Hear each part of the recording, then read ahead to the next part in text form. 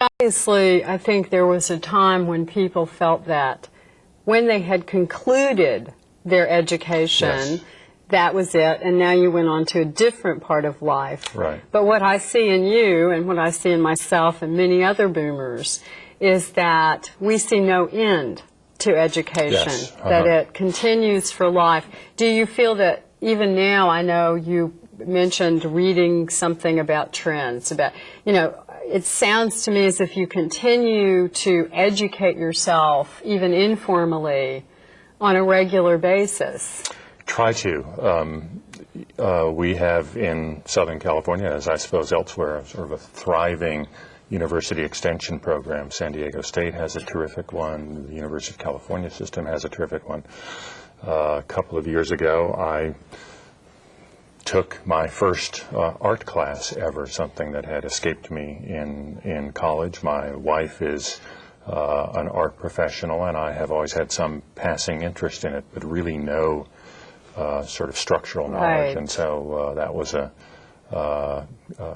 opportunity to Right. jump back in.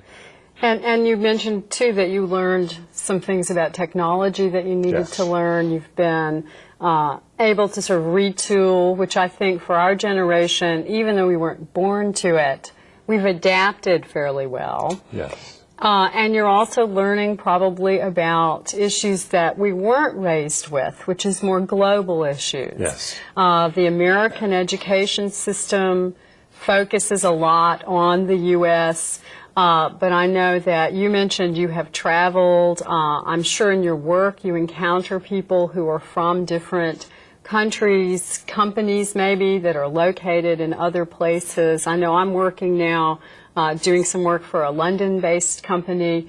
Do you find that this sort of global outlook, this ability to be part of a larger world, or a smaller world, more accurately, is part of our generation, or is this something we should leave to the kids? No, I think it's part of our generation. Ours was perhaps the first generation fortunate enough to be affluent enough, or to have parents affluent enough to send us traveling. And I think we all enjoyed that.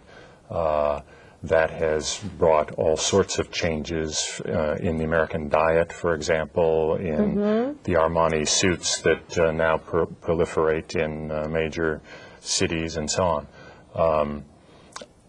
In my work, I've seen really a sea change in, say, 10 or 15 years. And an example of that, perhaps 10, 15 years ago, I represented a company in Los Angeles that was a manufacturing company and made a product that it sold on the world market.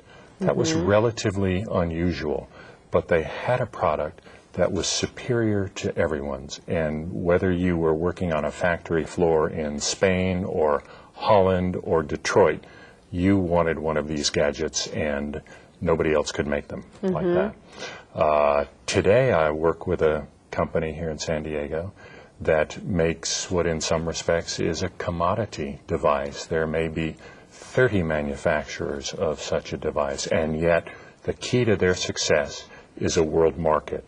So in 15 years, when a world market was something an American company had only because it had superior technology, now there's a necessity to penetrate those world markets in order to be successful. And I know you've traveled yourself to other countries. Some, yes. I think that boomers are not just professionally interested in cross-cultural connections and understanding, but personally, both because it enriches us and because we are, part of that lifelong learning, a desire to understand and connect with people across geographic and political boundaries. And I think, that is going to be one of the trends that's going to continue for us in the future, that we're not going to, even if we stop working, I doubt that we will stop learning and seeking out new adventures, seeking out new places to learn about. Yes. And which brings me to another question for you. What do you see for yourself in the next 10 years, 20 years, 30 years? Will you stop working? Will you travel? Will you continue to make a contribution to your community, society, or wherever you find yourself? 30 years is a bit of a long horizon for me. Let's take the next 10 or 20. I enjoy working and expect to continue working doing that, and that may have something to do with my kind of intellectual bankruptcy as a man. American men tend to sort of think about their lives as work, but I do enjoy it, and but I think we also see more opportunity to travel in that, and have talked about places we'd like to visit. One can never really travel the United States, for example. It's so huge and so different, and some of that diversity of experience you talked about is available right here in the United States, fortunately. We also probably will spend more time in Europe. We'd love to travel to Latin America, and possibly to Alaska and some other places that have enormous natural riches, ecologically and otherwise. Right. And do you think that you talk about going on working? I know you've already reinvented yourself professionally several times. Do you imagine doing that again? Perhaps starting another new business or working in some other arena that might be less pressured, now I'm speaking of perhaps after you're 65 or 70 when, work would still have value, but you would not necessarily want the same level of effort now. I think I would probably at that age aim more toward volunteering and possibly something like teaching in some way. I have done a lot of volunteer work over the years in addition to working, because that's kind of the way our culture works. And I think it is in those organizations that a great deal of change is brought about. I've never really had an opportunity to teach, and I think that would be an exciting place to hopefully share some of what I've learned without, I hope, saying this is the way it must be in the future. You think maybe as a boomer, you can be open to yet another future generation? We've adapted to the small generation just past us, just younger. We've certainly adapted to our own children, and now our grandchildren will shortly be here. And do you think we'll be able to continue to have this youthful outlook, this good connection with young people, the lack of a generation gap, if you will, between old and young that has marked the generations born after World War II? Yes, I tend to think that our optimism will endure, because it was so much a part of everything that we did, all of the scripts we got from our parents, all of the things we learned in fifth grade history about the land of opportunity and so on. And I think part of our mission or responsibility will be trying to sustain that optimism to a younger generation who we read is perhaps the first generation that sees its gains as having to come at the expense of someone else, that the pie is not constantly expanding, but the pie has kind of reached a certain size, and if you're going to have a larger piece of that, it may be that someone else is to have a smaller piece. And I think we need to reinvest in the economy so that we can continue to expand and also look to other world markets where they need our products and services and know-how. Well, Charles, I want to thank you for sharing with us today some of your history and future and personal insights. And I think this is an excellent way to wrap up, to look at optimism in the future and where the baby boom will go from now. Thank you. Thank you. Let's now continue with the second question and answer session. And our first question comes to us from the Centro de Gestión y Investigación in Santo Domingo, the Dominican Republic. And the question, please. Buenas tardes.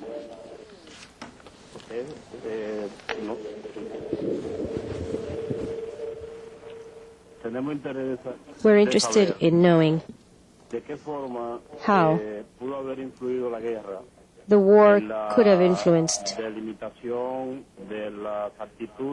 in the configuration of attitudes and personality of the baby boomer generation. Wow. Wonderful question. Charles, how attitudes and were influenced by the war?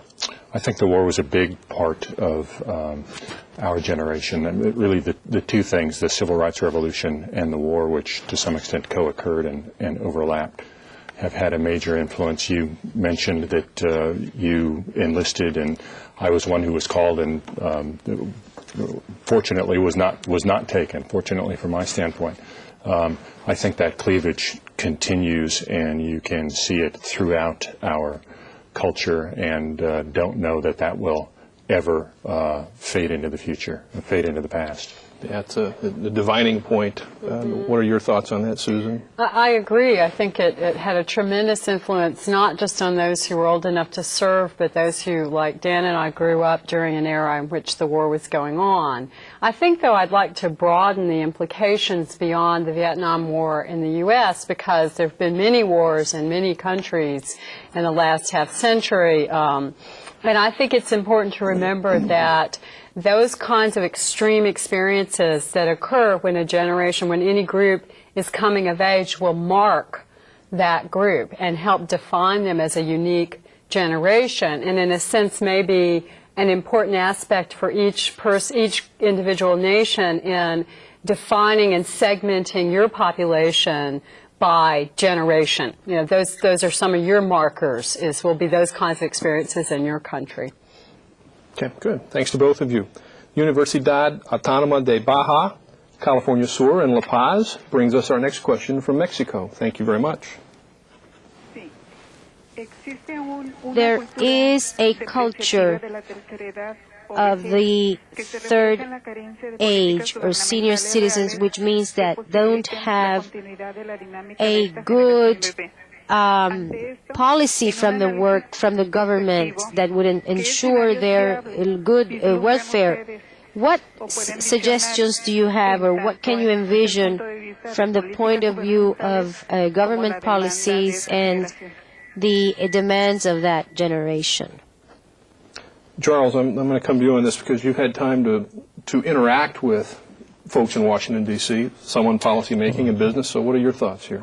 Well, I think government does play a role, and here in San Diego, for example, in some of the work I've done with an architecture firm, we've tried to look at changing demographics and the aging of our population group.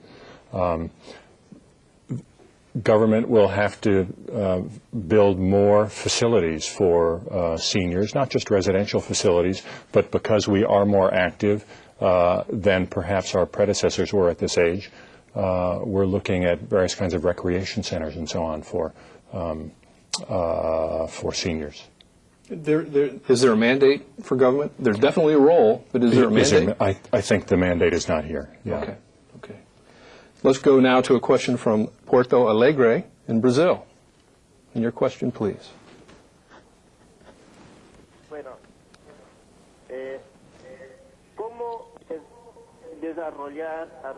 How can we harmoniously develop the human aspects and technological aspects within the baby boomer generation? Human and technological aspects in the generation. Let's come here And maybe you can take the technical piece of that. Well, or actually I have an answer that might fit both, which is just providing them with opportunities for education. As we mentioned earlier, this is a generation primed to take on more education. All of us love to learn and love to be active, and both of those things can be developed and realized more fully if we have opportunities for various types of education. Charles, brief follow-up on that, about the technical side. Sure. Well, I don't think that these things are at odds with each other, but I do think we've become a technical society and have perhaps overlooked some areas like the arts and so on that particularly in other cultures play a great humanizing role. You bet. Very good. There's a merging point. They need to come together. We're going now to the Pontificia Universidad in Santo Domingo in the Dominican Republic for our next question.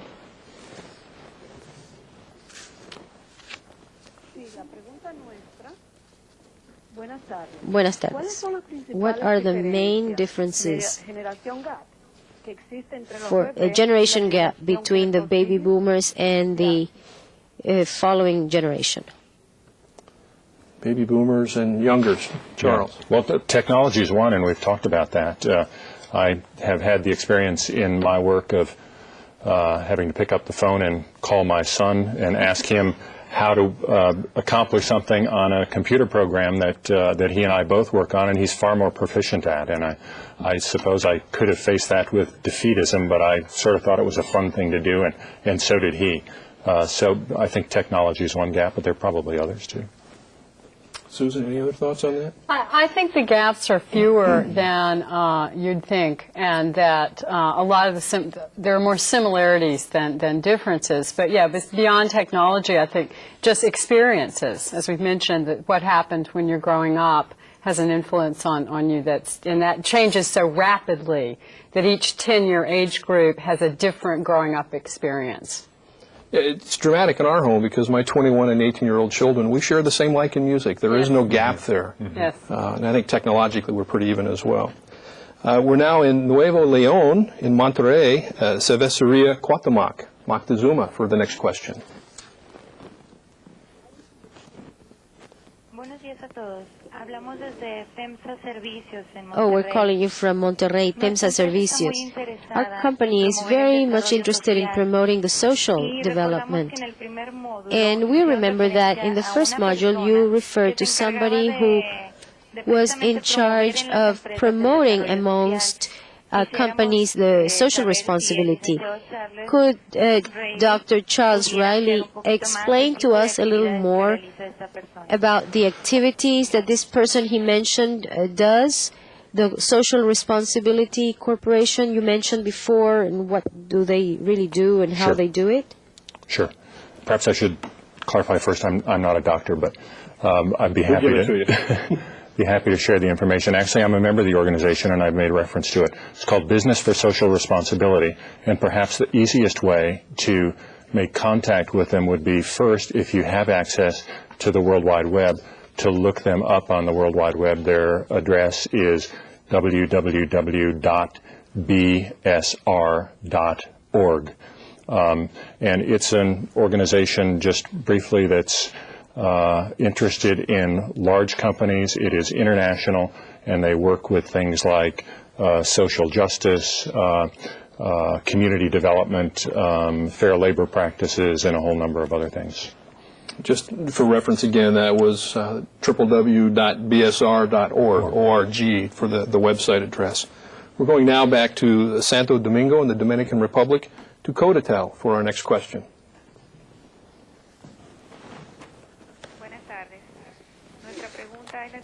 Our question is the following. Why do the baby boomers' children, why are they named Echo Boom or Y generation? Can you explain that? Okay. Susan? Yes. I can explain that, yes.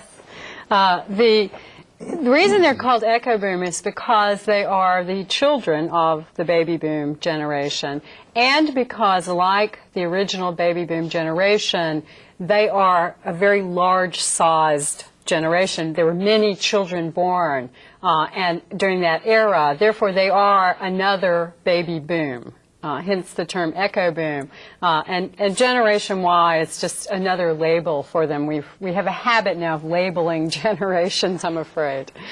Very good. Any thoughts on the generational aspect there? No. Okay, very good. I mentioned we have a question that came to us from Medellin, Colombia, that deals with generational statistics, and they're not readily available in developing nations. It's kind of a bridging question, I think, to the two sessions. So we mentioned a couple of ways to get some of that information. Any other thoughts on where people can get data about generational statistics? Either one, jump in. Well, you mentioned the CIA source book. There is something called the CIA source book, which has different countries listed. And then also, I think that I touched on the idea of sort of doing your own surveys. If your nation does not collect sufficient data by age, doing a good well-constructed survey can provide you with the information, at least an approximate idea of the size of different age groups. And just all you have to collect basically is the age of people. Although I would advise collecting some other demographic information so you get a better handle on who these different generations are. But check with your own government, check with the UN, and if you can't find it, go get it, because it's worth knowing about. In the CIA, by the way, has a website also, and I don't quite recall that address offhand. Okay. But in the past, I've also found newspapers to be a good source of demographic information. They're in the business of delivering a market frequently to worldwide or national advertisers, and so one thing they do is do a lot of research on their particular market area, and that's sometimes open to the public. And most of the U.S. national and international major newspapers have web addresses where you can research some of their stories. That's right. We're going now back to the Universidad de Sonora in Hermosillo, Sonora, Mexico, for another question. I want to just make a comment and a reflection on the topic that we have just dealt with today.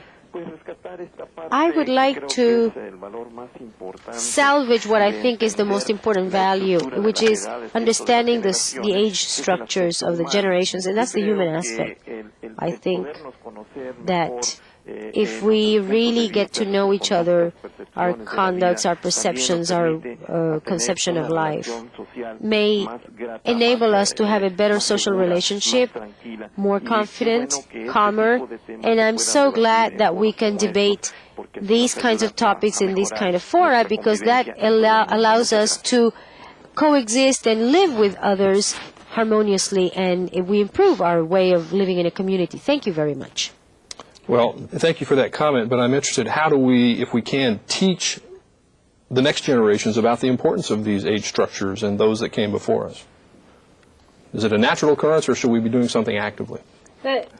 We will need to do something actively, because one of the characteristics of the 21st century, as we're starting off, is a tendency to value what's current, or more important even, what comes next. Being forward-looking is a wonderful thing, but sometimes being forward-looking also can mean we forget to look back and value history and the cumulative wisdom that came in preceding generations. And I know that we've talked some here about the fact that younger generations tend to think that they already know everything they need to know. And I think it's important as businesses, as a society, in educational institutions, to make sure that you get perspectives from people of different ages and don't just rely on the hot young workers who are ready to, take on the future, and make sure that they are aware that you as an organization value the contribution of older generations, and that will help them to understand that they need to look at it as well. Well, Charles, from a business perspective, how do we sort of integrate this age structure issue into how you might consult with some of your clients, or even creating media and communications? Sure. I spend perhaps more time than others trying to understand what the marketplace is and looking at data about who we're talking to, if it's a trade organization, or if it's the general public or whatever. And I think particularly in marketing and what I do, there is not enough of that done, and so messages do tend to kind of wander and be off point. I always ask the organizations I work with or the advertisers with whom I place advertisements for companies, what kind of data do you have on your audience? And I try to do comparisons, and only with that can I get what I feel is a sense of how to craft a message that really is going to be used on the other end. We're just about out of time, but by name, is there an organization that's doing a really good job of integrating those age structure issues? Gosh, do you know of any? American Demographics Magazine would be one. All right, very good. Okay, we're just about here at the hour of having to say goodbye, but we thank you again for your excellent questions, and we run out of time for today. And thank you both very much for your contributions. We hope you've enjoyed participating once again in this exciting multilingual and multinational program. We invite you to participate in our 6th video conference of this year's series, which will air on June 14th, 2001, entitled Communication Technologies, Networks and Applications, Resources for Decision Making. For additional information on this year's video conference series, please consult your participants' manual, where you will find the dates and specific topics for each program. You may also visit our websites, intectra.com and onlinecompetence.com. On behalf of all of us who collaborate with the International Training Center, I thank you once again for your enthusiastic participation and interest in today's program. Thanks, and we look forward to seeing you again soon.